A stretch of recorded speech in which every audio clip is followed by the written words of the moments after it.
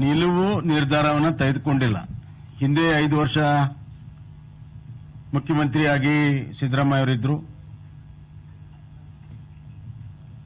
ಆ ಸಂದರ್ಭದಲ್ಲಿ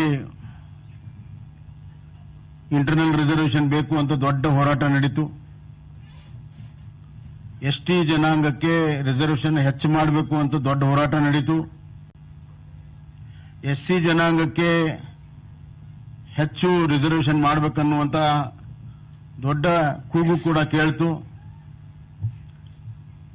ಹಲವಾರು ಸ್ವಾಮೀಜಿಗಳು ಕೂಡ ಬಹಳ ಒತ್ತಡವನ್ನು ಹಾಕಿದ್ರು. ಕೆಲವು ಸ್ವಾಮೀಜಿಗಳು ದೊಡ್ಡ ಪಾದಯಾತ್ರೆಯನ್ನೇ ಮಾಡಿದ್ರು. ಹಿಂದುಳಿದ ವರ್ಗದ ಸ್ವಾಮೀಜಿಗಳು ಕೂಡ ಪಾದಯಾತ್ರೆಯನ್ನು ಮಾಡಿದ್ರು. ಅಹಿಂದ ನಾಯಕರಂತ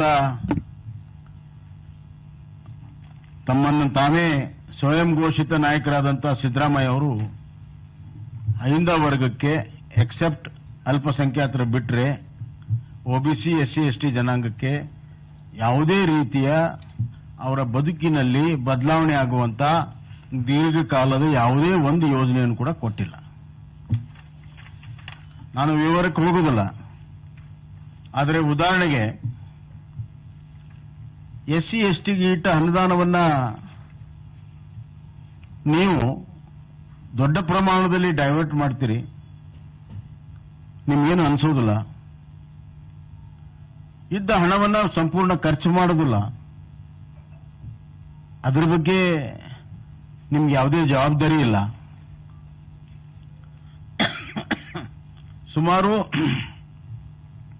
60,000 ಕೋಟಿಗಿಂತ ಹೆಚ್ಚು ಹಣ ಎಸ್ಸಿ ಎಸ್ಟಿಗೆ ಇಟ್ಟಿದ್ದು ಡೈವರ್ಟ್ ಆಗಿದೆ ಮತ್ತು ಖರ್ಚು ಮಾಡಿಲ್ಲ.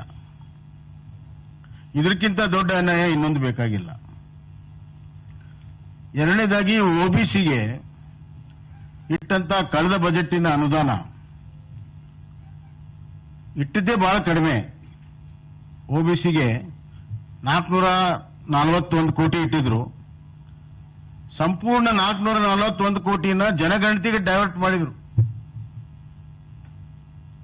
ಜನಗಣತಿಗೆ ಹಿಂದುಳಿದ ವರ್ಗದ ದುಡ್ಡನ್ನು ಡೈವರ್ಟ್ ಮಾಡಿದ್ರು. ಜಾತಿ ಗಣತಿ ಕೇವಲ ಹಿಂದುಳಿದ ವರ್ಗದಿತ್ತ, ಎಲ್ಲಾ ವರ್ಗದ ಜನರ ಜಾತಿ ಗಣತಿ ಇತ್ತು, ಸಾರ್ವತ್ರಿಕವಾಗಿತ್ತು. ಅದು ನಿಮ್ಮ ರಾಜ್ಯದ ಬೊಕ್ಕಸದಿಂದ ಖರ್ಚು ಮಾಡಬೇಕಾಗಿತ್ತು. ಆದ್ರೆ ಒಬಿಸಿ ಹಣ ಯಾಕೆ ಡೈವರ್ಟ್ ಮಾಡಿದ್ರಿ? ಆ ಆದೇಶ ನನ್ನ ಕಡೆ ಇದೆ.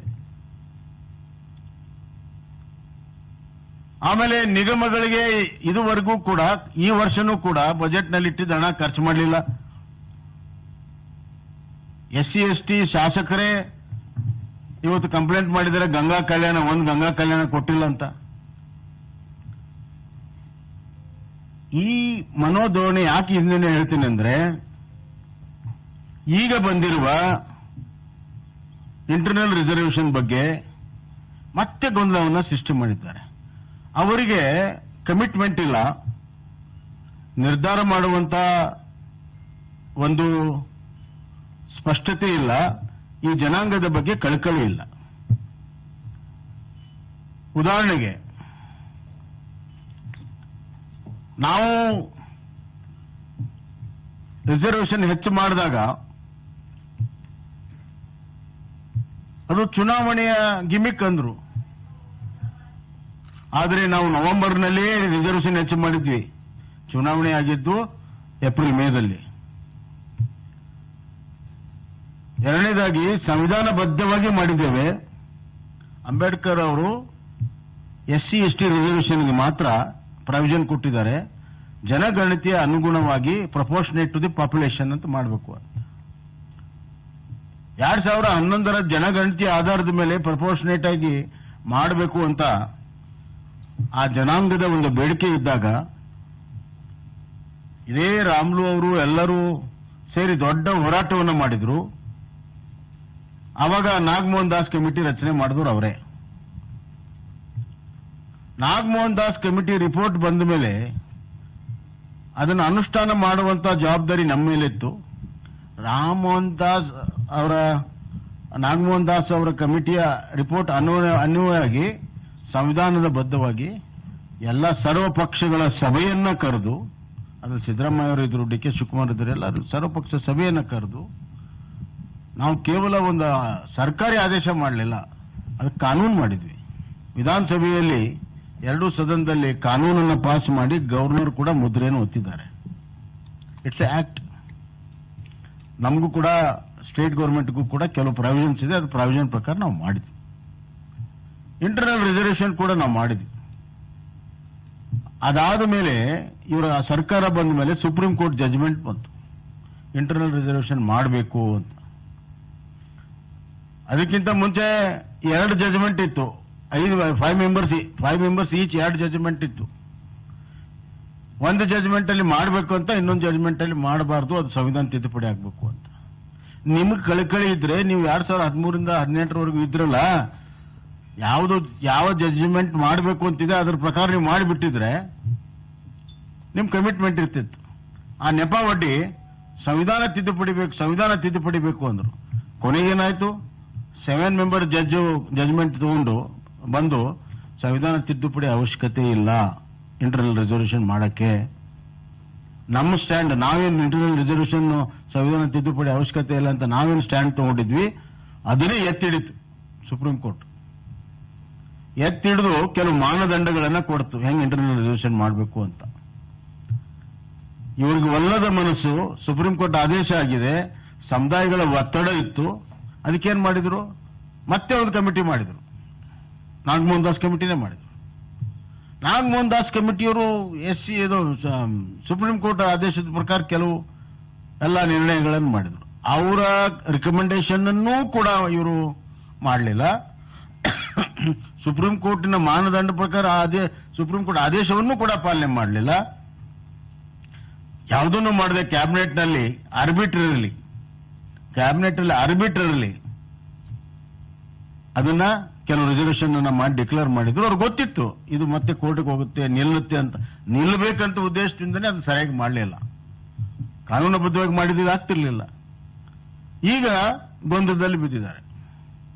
ನಾವು ಹೇಳೋದಿಷ್ಟೇ, ಹೈಕೋರ್ಟ್ ಅಲ್ಲಿ ನಿಮ್ಮ ಅಡ್ವೊಕೇಟ್ ಜನರಲ್ಲೇ ಬರೆದು ಕೊಟ್ಟವ್ರೆ, ಅದೇನು ಆದೇಶ ಇಲ್ಲ. 50% ರಿಸರ್ವೇಷನ್, 6% ಆಮೇಲೆ ಮಾಡಿ ಅಂತ ನೀವು ಬರೆದು ಕೊಟ್ಟಿರೋದು. ನಮ್ಮ ಆದೇಶ ಮತ್ತು ಕಾನೂನು ನೀವು ಕೂಡ ಒಪ್ಕೊಂಡು ಇಂಟರ್ನಲ್ ರಿಸರ್ವೇಷನ್ಗೆ ಒಂದು ಕಾನೂನು ಮಾಡಿದಿರಿ. ಅದನ್ನು ಗವರ್ನರ್ ಕೂಡ ಒಪ್ಕೊಂಡಿದ್ದಾರೆ. ಕಾನೂನಾಗಿದೆ, ಇಂಟರ್ನಲ್ ರಿಸರ್ವೇಷನ್ ಕಾನೂನಾಗಿದೆ. ಸೊ ಇಂಟರ್ನಲ್ ರಿಸರ್ವೇಷನ್ ಅನ್ನ ಅವ್ರು ಮಾಡಲೇಬೇಕು. ಅವ್ರು ಮಾಡಿದ ಕಾನೂನು ಪ್ರಕಾರ ಆದರೂ ಮಾಡಲೇಬೇಕು. ಆದ್ರೆ ವೀರಮೇಶ ಮಾಡ್ತಾ ಇದ್ದಾರೆ. ಯಾಕೆ? It is strongly objectionable. The government is not ready to implement its own law. ಎಲ್ಲಾದ್ರೂ ಕೇಳಿದೇವ? ಅವರೇ ಮಾಡಿದ ಕಾನೂನನ್ನು ಅವ್ರು ಇಂಪ್ಲಿಮೆಂಟ್ ಮಾಡೋದಕ್ಕೆ ಆಗ್ತಾ ಇಲ್ಲ. ಸ್ಪೆಷಲ್ ಕ್ಯಾಬಿನೆಟ್ ಯಾಕೆ ಬೇಕದಕ್ಕೆ ನಾನು ಕೇಳ್ತೀನಿ. ಅವರ ಮಂತ್ರಿ ಮಂಡಲದಲ್ಲಿ 2 ಗುಂಪಾಗಿ ಪರ ವಿರೋಧ ಇದೆ. ಯಾವ ರೀತಿ ಮಾಡಬೇಕು? ಒಂದು ಮಂತ್ರಿ ಮಂಡಲದ ಗುಂಪ ನೀವು ಇಂಟರ್ನಲ್ ರಿಸರ್ವೇಷನ್ನೇ ಮಾಡಬೇಡಿ ಅಂತ ಒಂದು ಮಂತ್ರಿ ಮಂಡಲದಲ್ಲಿ ಒಂದು ಗುಂಪು ಹೇಳ್ತಾ ಇದೆ. ಅವ್ರ ಉದ್ದೇಶನೂ ಅದಕ್ಕೆ. ಇವತ್ತು ಸಿದ್ದರಾಮಯ್ಯ ಅವರು ಇಂಟರ್ನಲ್ ರಿಸರ್ವೇಷನ್ ವಿರೋಧಿ ಇರುವಂತಹ ಗುಂಪಿನ ಒತ್ತಡಕ್ಕೆ ಮಣಿದಿದ್ದಾರೆ. ಅದಕ್ಕಾಗಿ ಅವರು ಇಂಟರ್ನಲ್ ರಿಸರ್ವೇಷನ್ ಬ್ಯಾಡ್ ಅನ್ನೋ ಕಾರಣಕ್ಕಾಗಿ ಗೊಂದಲ ಸೃಷ್ಟಿ ಮಾಡಿದ್ದಾರೆ. ಈಗ ಮುನಿಯಪ್ಪ ಅವರು ಮತ್ತು ಅವ್ರ ನೇತೃತ್ವ ಕೆಲವೆಲ್ಲ ಮಂತ್ರಿಯವರು ಒತ್ತಡ ಹಾಕಿದ್ರಿಂದ ಸ್ಪೆಷಲ್ ಕ್ಯಾಬಿನೆಟ್ ಅಂತೆ, ಅದು 27ಕ್ಕಂತೆ. ನೀವು 54,000 ಪೋಸ್ಟ್ಗಳಿಗೆ ಫಿಲಪ್ ಮಾಡೋದಕ್ಕೆ ಆದೇಶ ಮಾಡ್ತೀರಿ, ರಿಸರ್ವೇಷನ್ ಪಾಲಿಸಿ ಇಲ್ಲದೆ ಆದೇಶ ಮಾಡ್ತೀರಿ, ಬರೀ ರಿಸರ್ವೇಷನ್ ಅಂತೀರಿ, ಇಂಟರ್ನಲ್ ರಿಸರ್ವೇಷನ್ ಬಗ್ಗೆ ಕ್ಲಾರಿಟಿ ಇಲ್ಲ. ಆಮೇಲೆ ನಾವು ಮತ್ತೆ ಕ್ಯಾಬಿನೆಟ್ ಮಾಡ್ತೀವಿ ಅಂತೀರಿ. ಒಲ್ಲದ ಮನಸ್ಸಿನಿಂದ ಮಾಡುವಂತ ಪ್ರಯತ್ನ ಮಾಡ್ತಾ ಇದ್ದಾರೆ. ನಾನಿಷ್ಟೇ ಡಿಮಾಂಡ್ ಮಾಡೋದು, ಕಾನೂನುಬದ್ಧವಾಗಿರುವಂತಹ ನ್ಯಾಯಸಮ್ಮತವಾಗಿರುವಂತಹ 56% ಏನು ಕರ್ನಾಟಕದಲ್ಲಿದೆ, ಈಗಾಗಲೇ ಎಜುಕೇಶನ್ ಅಲ್ಲಿ ಸಿಗ್ತಾ ಇದೆ. ಎಜುಕೇಶನ್ ಈಗಾಗಲೇ 4 ವರ್ಷದಿಂದ ಸಿಗ್ತಾ ಇದೆ ಮಕ್ಕಳಿಗೆ.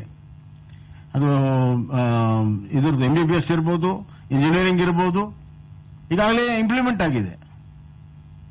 ಈ ಕಾಲ್ ಫಾರ್ ಮಾಡೋದ್ರಲ್ಲಿ ಇವ್ರು ಇಂಪ್ಲಿಮೆಂಟ್ ಮಾಡಿಬಿಟ್ರೆ ಮುಂದಾಗುತ್ತೆ. ಅದೇನು ಕಾನೂನು ಏನಾಗುತ್ತೆ, ಹೋರಾಟ ಏನಾಗುತ್ತೆ. ನಾವು ಸರಿಯಾಗಿ ನಮ್ಮ ನಿಲುವನ್ನ ಹೇಳಿದ್ರೆ ಗಟ್ಟಿಯಾಗಿ ಇವರು ವಕೀಲರು ಹೇಳಕ್ ತಯಾರಿಲ್ಲ ಅಲ್ಲಿ. ಇವ್ರು ಗಟ್ಟಿಯಾಗಿ ಹೇಳಿದ್ರೆ ಯಾವುದೇ ಕೋರ್ಟ್ ಕೂಡ ಇದರಲ್ಲಿ ಮಧ್ಯಪ್ರವೇಶ ಆಗಲ್ಲ. ಮಾಡಿದ್ರೆ ಸುಪ್ರೀಂ ಕೋರ್ಟ್ ಒಂದೇ ಮಾಡಬೇಕು. ಅಲ್ಲಿಯೂ ಕೂಡ ಈ ಪ್ರಶ್ನೆಗಳಿರುವಂತ 50%ಗಿಂತ ಹೆಚ್ಚಿರುವಂತಹ ಕೇಸ್ಗಳು ಪೆಂಡಿಂಗ್ ಇದಾವೆ ಈಗಾಗಲೇ. ಅದು ತಮಿಳುನಾಡು ಇರ್ಬೋದು, ಛತ್ತೀಸ್ಗಢ ಇರ್ಬೋದು, ಇನ್ನೊಂದು 2-3 ರಾಜ್ಯಗಳಿರ್ಬೋದು. ಅದು ಅಂತಿಮವಾಗಿ ಅಲ್ಲಿ ತೀರ್ಮಾನ ಆಗ್ತದೆ. ಆದರೆ ಇದುವರೆಗೂ ಯಾರು ಕೂಡ ಇದಕ್ಕೆ ಸ್ಟೇ ಕೊಟ್ಟಿಲ್ಲ. 56% ಅನ್ನ ತಾವಿಟ್ಕೊಂಡು ಇಂಟರ್ನಲ್ ರಿಸರ್ವೇಷನ್ ಅನ್ನು ಮಾಡಬೇಕು. Under the guidelines of supreme court ಮತ್ತು ನಾಗಮೋಹನ್ ದಾಸ್ ಕಮಿಟಿ ಏನ್ ಹೇಳಿದ್ದಾರೆ ಅದ್ರ ಪ್ರಕಾರ ಮಾಡಬೇಕು. ವಿಶೇಷವಾಗಿ ಕೆಲವು ಸಮುದಾಯಗಳಿಗೆ ಬಹಳ ದೊಡ್ಡ ಅನ್ಯಾಯ ಆಗಿದೆ. ಅಲೆಮಾರಿ ಸಮುದಾಯವನ್ನು ಬಿಟ್ಟೇ ಬಿಟ್ಟಿದ್ದಾರೆ ಅಲ್ರಿ. ಇಡೀ ಆ ಒಂದು ವರ್ಟಿಕಲ್ ಇದರಲ್ಲಿ ಫಾರ್ಮ್ಯಾಟ್ ಅಲ್ಲಿ ಅತ್ಯಂತ SC ST ಒಳಗೆ ಅತ್ಯಂತ ತೆಳಗಿರೋದೇ ಅಲ್ಮಾರಿಗಳು. ಅತ್ಯಂತ ಅವ್ರಿಗೆ ಮನೆ ಇಲ್ಲ, ಮಠ ಇಲ್ಲ, ಊರಿಲ್ಲ, ಕಾಡಿನಲ್ಲಿರೋರು ಯಾರು ಇಲ್ಲ. ಅವ್ರಿಗೆ ಮನೆ ಇಲ್ದವರು, ಊರಿಲ್ದವರು, ಕಾಡಿನಲ್ಲಿರೋರ್ನೇ ನೀವು ಕೈ ಬಿಟ್ರಿ ಅಲ್ಮಾರಿಗಳನ್ನ. ಏನಾಗುತ್ತೆ? ಅರ್ಥ ಏನೋ ಇದೆ. ಯಾಕಂದ್ರೆ ಅವರು ಸಂಘಟಿತರಾಗಿಲ್ಲ, ಅದಕ್ಕೆ ನೀವು ಮಾಡ್ತೀರಾ, ಅನ್ಯಾಯ ಮಾಡ್ತೀರಾ. ಹೀಗಾಗಿ ಇವತ್ತು ಸುಪ್ರೀಂ ಕೋರ್ಟಿನ ಗೈಡ್ಲೈನ್ಸ್ ಮೇಲೆ ಅವರು ಇಂಟರ್ನಲ್ ರಿಸರ್ವೇಷನ್ 56% ಮಾಡಬೇಕು ಅನ್ನುವಂತ ಒತ್ತಾಯವನ್ನು ನಾವು ಮಾಡ್ತೀವಿ. ಇದಕ್ಕೆ ಎಲ್ಲ ರೀತಿಯ ಜನಜಾಗೃತಿ ಮಾಡಲು ಕೂಡ ನಾವು ಸಿದ್ಧರಿದ್ದೀವಿ. ಎಲ್ಲ ಜಿಲ್ಲೆಗಳಲ್ಲಿ ಜನಜಾಗೃತಿ ಮಾಡೋದಕ್ಕೆ ನಾವೆಲ್ಲ ಸಿದ್ಧರಿದ್ದೀವಿ. ನಿನ್ನೆ ಮುನಿಯಪ್ಪರು 27ನೇ ತಾರೀಕು ಅಲ್ಲ ಸ್ಪೆಷಲ್ ಕ್ಯಾಬಿನೆಟ್ ಮಾಡ್ತೀವಿ ಅಂತ ಹೇಳಿದ್ದಾರೆ. ಅದನ್ನ ಕಾದು ನೋಡ್ತೇವೆ. ಇಲ್ಲಿದ್ರೆ ಈ ಜನಾಂಗವೇ ಎದ್ದು ನಿಂತು ಈಗಾಗಲೇ ಒಂದು ಹೋರಾಟ ನಿನ್ನೆ ಆಗಿದೆ ಬೆಂಗಳೂರಿನಲ್ಲಿ, ಬಹಳ ದೊಡ್ಡ ಪ್ರಮಾಣದಲ್ಲಿ ಆಗಿದೆ. ಇದು ರಾಜ್ಯಾದ್ಯಂತ ಆಗ್ತದೆ. ಆದ್ರಿಂದ ಕೂಡಲೇ ಸರ್ಕಾರ ಇಂಟರ್ನಲ್ ರಿಸರ್ವೇಷನ್ ಅನ್ನ ಆ ಗೊಂದಲವನ್ನು ಸರಿಪಡಿಸಬೇಕು ಅನ್ನುವಂತ ಒತ್ತಾಯವನ್ನು ಮಾಡ್ತೇನೆ ಮತ್ತು ಗೊಂದಲ ಸೃಷ್ಟಿ ಮಾಡೋದಕ್ಕೆ ಖಂಡನೆಯನ್ನು ಮಾಡ್ತೇನೆ.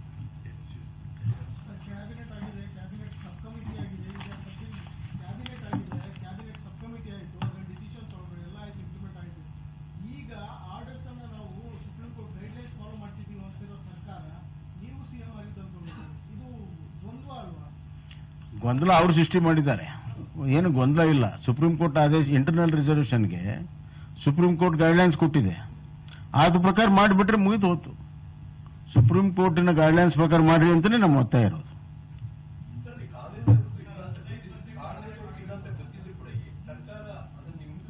ಅದೇ ಹೇಳ್ತೀನಲ್ಲ, ಅವ್ರಿಗೆ ಪ್ರಾಮಾಣಿಕತೆ ಇಲ್ಲ. ಒಂದು ವರ್ಗದ ಒತ್ತಡ ಇದೆ. ಇಂಟರ್ನಲ್ ರಿಸರ್ವೇಷನ್ ಮಾಡೋ ವಿರೋಧದ ಒಂದು ಗುಂಪು ಕ್ಯಾಬಿನೆಟ್ನಲ್ಲಿದೆ. ಅವರು ಒತ್ತಡಕ್ಕೆ ಮಣಿತಾ ಇದ್ದಾರೆ ಮುಖ್ಯಮಂತ್ರಿಗಳು.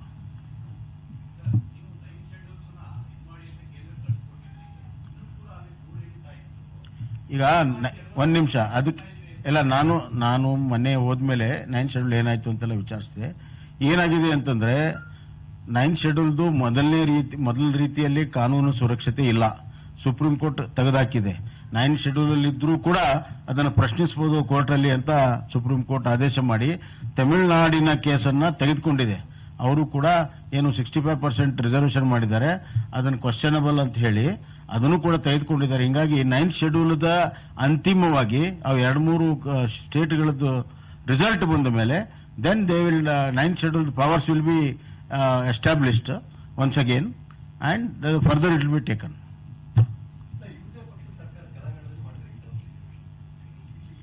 ಅಲ್ಲಿ ಗೊಂದಲ ಇಲ್ಲ. ಅಲ್ಲಿ ಸರ್ಕಾರ ಕಮಿಟ್ಮೆಂಟ್ ಇದೆ.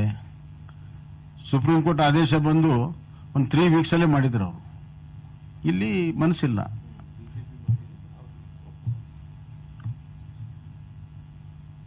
ಓಕೆ, ಮತ್ತೆ ಇಲ್ಲ ಬೇಡ, ಇವತ್ತು ನೀವೇ ಮಾತಾಡಿದ್ರೆ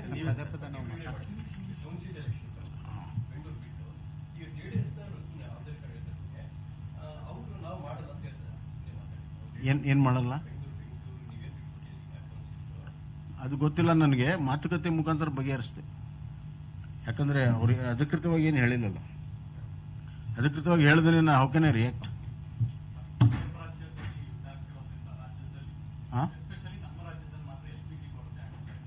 ನಮ್ಮ ರಾಜ್ಯದಲ್ಲಿ ಅಂತಲ್ಲ, ಎಲ್ಲ ರಾಜ್ಯದಲ್ಲೂ ಇದೆ.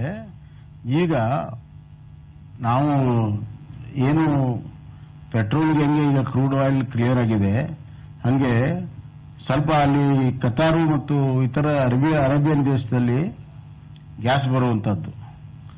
ಈಗ ಪೆಟ್ರೋಲು ಇರಾನ್ ಇದರಿಂದ ಹುಮ್ರಾಜ್ ಸ್ಟೇಟ್ನಿಂದ ಬರುವಂತದ್ದು ಕ್ಲಿಯರ್ ಆಗಿದೆ. ಈಗ ಅಲ್ಲಿಂದ ಶಿಪ್ಸ್ಗಳು ಬರ್ತಾ ಇದ್ದಾವೆ. ಅದೇ ರೀತಿ ಈಗಾಗಲೇ ಆ ಸ್ಟ್ರೇಟ್ನಿಂದ ಬರದೇ ಇರುವಂತಹ ದಾರಿಯಿಂದ